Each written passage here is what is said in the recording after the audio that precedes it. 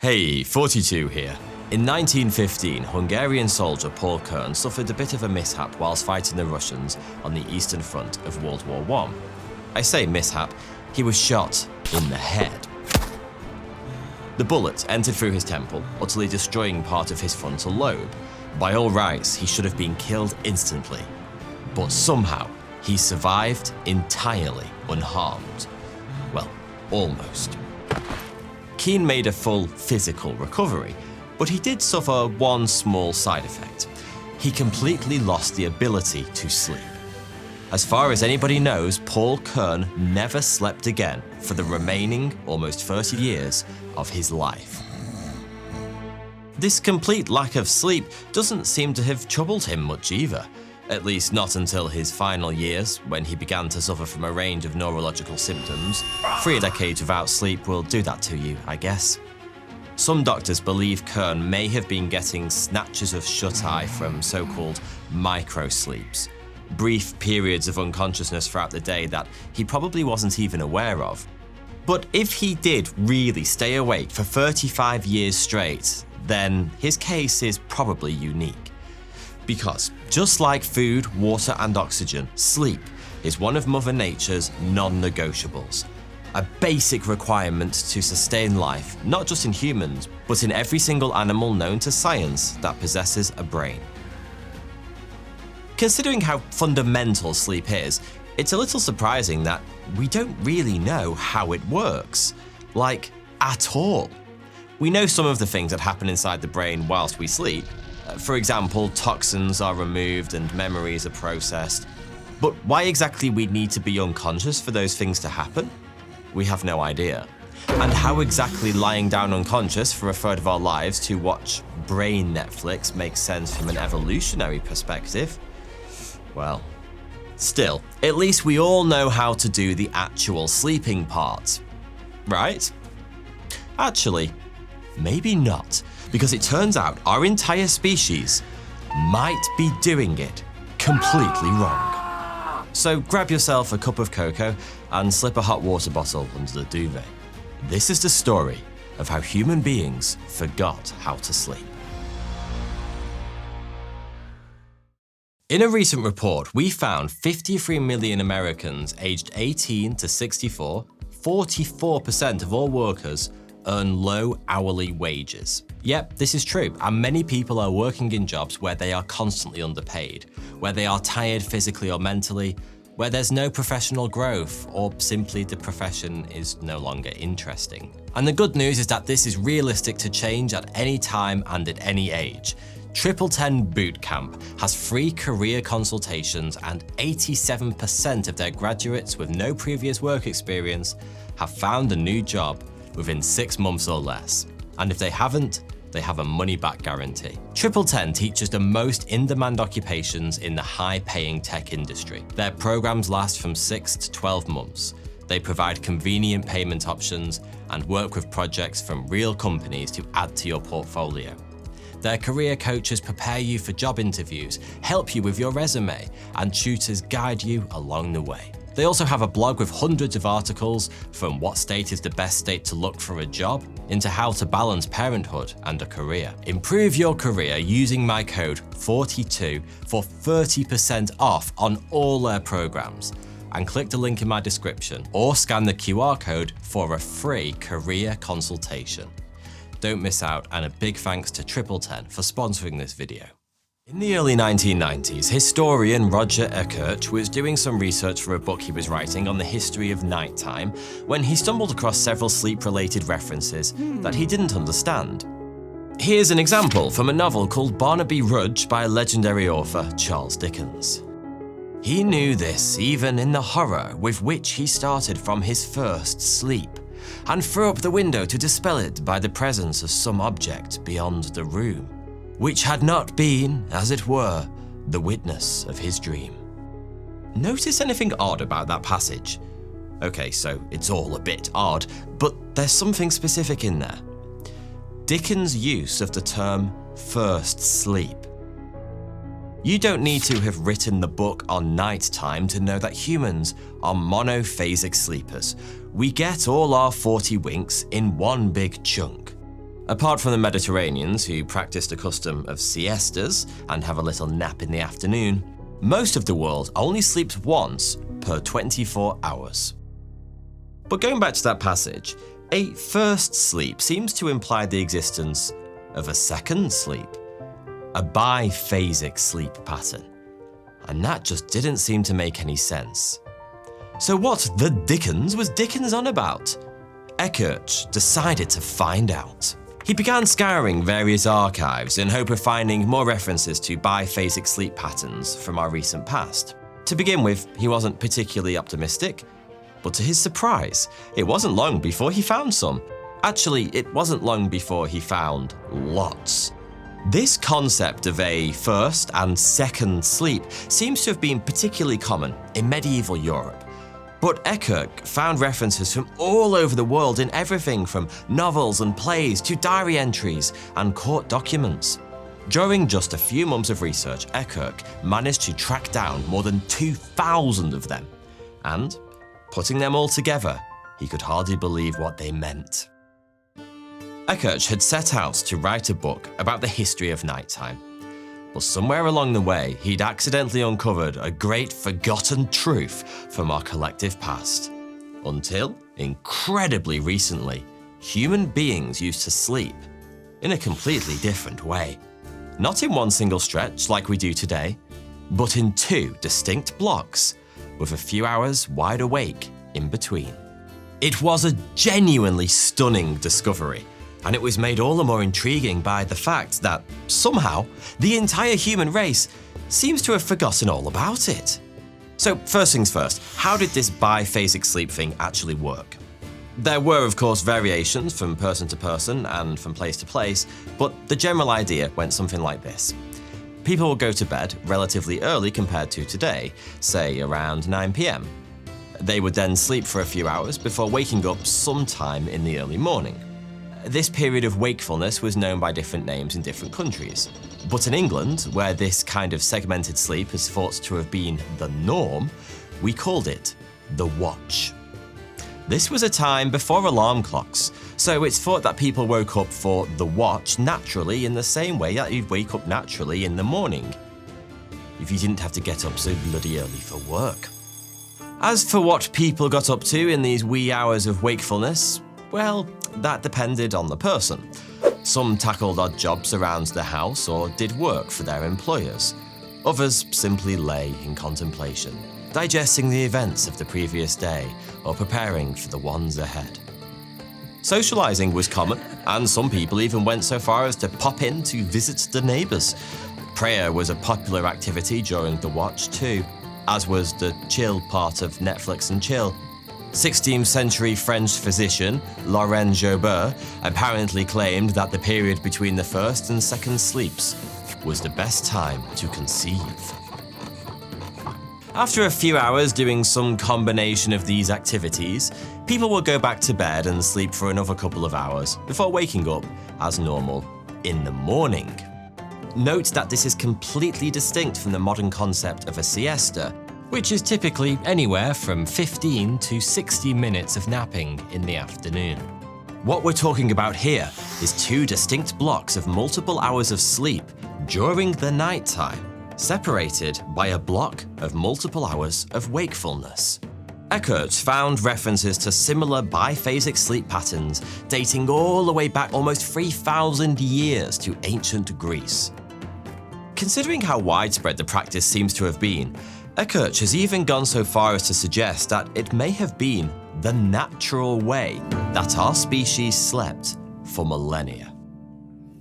As interesting as this discovery was, it raised some pretty big questions. Like, if it's natural for humans to sleep this way, why did we stop? And when? That second part has a simple, if somewhat surprising, answer. Eckhart found references to segmented sleep patterns from as recently as the early 20th century. That suggests biphasic sleep patterns may still have been followed as little as 100 years ago. The first part, why did we stop sleeping that way? Well, that's a little more complicated. To answer that, we're going to have to go back in time a little bit. The world has changed a lot in the last 300 years or so. At the start of the 18th century, the global population stood at just 660 million people. The most powerful mode of transport in existence was the 1-horsepower horse, and assuming you were a muggle, airmail was delivered by carrier pigeon. Humanity was more than 200 years away from mastering powered flight, 100 years from the development of the first vaccine, and 50 years from the invention of artificial refrigeration. Put simply, the modern world is completely and utterly unrecognizable from the one inhabited by our ancestors just a few generations back. And I mean that quite literally. This is a satellite image taken of the Earth from space earlier this year. We didn't have satellites back in the 18th century, but it isn't hard to show you what the Earth would have looked like back then. All I need to do is turn off the lights. Artificial light is so ubiquitous these days that most of us take it entirely for granted. We can turn night into day at the flick of a switch whenever we feel like it. But for the vast majority of human history, that wasn't the case. For early hominids and every other animal that's ever lived, the only sort of illumination was the kind God was on about when he said, "Let there be light." In other words, that provided by the sun, moon, and stars. And two of those are basically the same thing. That meant that nighttime was actually dark. There's a reason children have an innate fear of the dark. Darkness is dangerous. For early man, it was saber-toothed cats and cave bears. And for our more recent ancestors, the biggest danger usually came from other humans, as it does today. Before the introduction of artificial light, a walk through a forest at night was a journey fraught with genuine existential danger. Darkness has also traditionally been used for the concealment of various nefarious activities, including robbery, violent crime, and prostitution. All of this meant that for most of human history, it was far safer and far more respectable to stay at home after nightfall. And considering that candles were expensive, most occupations involved back-breaking work, and there was basically bugger all to do, staying at home meant going to bed early. And so, nighttime, or more specifically, dark time, was a time for sleep. And with so much more time spent in bed, it seems that we naturally shifted towards a biphasic sleep pattern. As weird as that might sound, this general principle has actually been demonstrated in at least one study. In the early 90s, American scientist Thomas Weir set up an experiment in which a group of volunteers spent a month in an environment where the hours of artificially provided daylight were tightly controlled. 14 hours of darkness, 10 of light. For the first couple of weeks, the volunteers slept fairly normally, getting around 8 hours a night in one big chunk. But by the 4th week, something remarkable happened. The participants naturally adopted a segmented sleep pattern. They still slept for about 8 hours in total, just with a period of a couple of hours of wakefulness right in the middle. Sound familiar? For the record, it's worth pointing out that even though it coincided with Urquhart's discovery of biphasic sleep in humans, he had nothing to do with this experiment. Weir wasn't researching segmented sleep. This was just a general study of circadian rhythms in humans that happened to suggest we may naturally be biphasic sleepers. Okay, so now for the million-dollar question. If we all used to sleep in a completely different way, what changed? Well, to put things simply, this. In 1667, Paris became the first city in the world to light its streets at night. These were just simple wax candles inside glass lanterns, and the illuminations they provided were fairly minimal, but it was the beginning of the great goodbye for darkness, our old friend. In January 1807, London's Pall Mall became the first street in the world to have gas street lights. And 70 years later, electric lights appeared for the first time, again in Paris. As ribbons of light spread further across the globe, the very meaning of night began to change. For the first time in history, we were no longer at the mercy of our planet's natural rhythms, and so we started to make up our own. In the 17th century, coffee houses began appearing in Europe for the first time, an import from the Ottoman Empire. And thanks to the safety offered by newly installed street lighting, many were open 24 hours a day. And that meant there was actually stuff to do after the sun went down. Who wants to be tucked up in bed when you can be drinking an espresso with your buddies at 2 a.m? As attitudes towards the hours of darkness began to change, people started to naturally go to bed later. And later bedtime simply didn't leave time for those precious wakeful hours that characterized biphasic sleep. So I guess you could say that it was a combination of gaslighting and FOMO that ultimately killed off segmented sleep. I must admit, I didn't see that one coming. But the story doesn't quite end there. After all, an entire species changing its approach to sleep must have had some kind of lasting impact, right? Well, Roger Ekert certainly thinks it did. Here's a not-so-random interesting fact for you. The word insomnia first entered the English language sometime in the mid-18th century, neatly coinciding with the slow decline of biphasic sleep. Coincidence? Maybe. Insomnia is clearly a complex illness. It comes in many different forms and there are multiple causes, triggers, and symptoms. But the timing is certainly interesting. Ekert had suggested that some forms of insomnia may, in reality, be an echo of our long-forgotten segmented sleep pattern. These days, we're taught that we need 7 to 9 hours of sleep each night, and that to be most effective, those hours should come in one uninterrupted stretch. But in the modern world, with all its many distractions, that's often incredibly difficult to achieve on a consistent basis. Waking up in the middle of the night can induce immediate panic, as we start worrying about how tired we're going to be the next day. But maybe it isn't such a big deal after all. If you wake up in the middle of the night, you probably feel like something went wrong. But maybe you're simply waking up because that's what humans did for thousands of years. Far from being a problem that needs fixing, it might be perfectly natural. That's actually an interesting question. Is segmented sleep natural for humans? Is the apparently very modern monophasic approach to sleep bad? And would we all benefit from switching back? It's easy to assume the answer to those questions is a resounding yes. But it turns out things aren't quite so simple. For one thing, it's hard to be entirely sure that segmented sleep truly always was the natural order of things for humans. Ekert's research has clearly shown that it was once common, but that doesn't necessarily mean that our ancient ancestors were biphasic sleepers.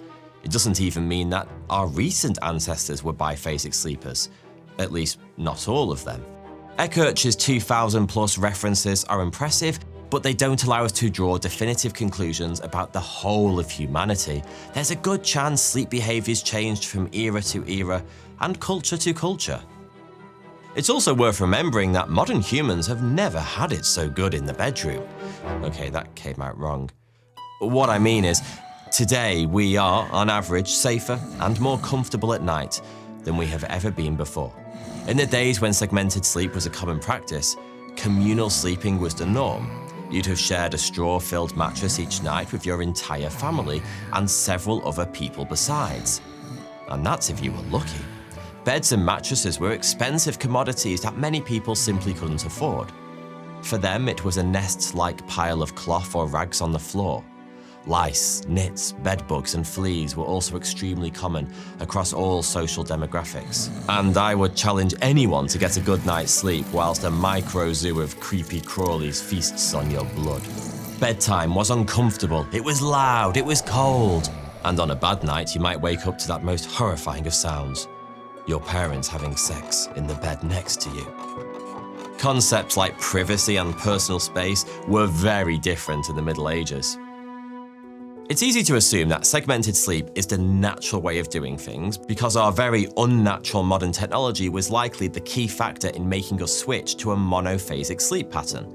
But it's perfectly possible that, given the comparatively luxurious sleeping conditions that we have today, at least compared to our ancestors, monophasic sleep is actually the optimal approach. Before I leave you, we still have one final question to tackle, and it's an especially confusing one. According to Ekert's research, people were still sleeping biphasically as recently as the 1920s. There may be people alive today whose grandparents, or in extreme cases even parents, were biphasic sleepers. So how is it possible that humanity completely forgot such a drastic change to something so fundamental as the way we sleep in such a short space of time? Well, it's hard to say for sure. This kind of mass-scale social amnesia is almost impossible to study. All we can really do is speculate. But what the hell is YouTube for if not wild speculation? We know that Eckert found references to biphasic sleep from as recently as the early 20th century. But it's important to remember that the majority were significantly older, peaking around the 16th and 17th centuries. So whilst there clearly were a few biphasic sleepers knocking around as recently as 100 years ago, we can be pretty confident it was no longer the norm at that point. There may be a few outliers whose parents or grandparents followed a segmented sleeping pattern, but the vast majority of us are likely to be multiple generations removed at this point. And with every passing generation, a little more of the past is forgotten. That's just how life works. The other factor at play here is probably simply how mundane the topic is. Aside from complaining that we haven't had enough of it, how often do we really talk to each other about exactly how and when we sleep? Discovering that humanity used to sleep differently is amazing. But telling the grandkids that in your day you used to sleep in 2 blocks instead of 1 is just a boring Sunday afternoon. One thing the vast majority of Eckert's references had in common is that they didn't actually explain what segmented sleep was. Take that first Barnaby Rudge quote. Dickens didn't take the time to explain what he meant by a first sleep because he simply assumed his readers would already know. That was just how things were done, until they weren't. Having said all of that, during my research for this video, I learned something pretty interesting.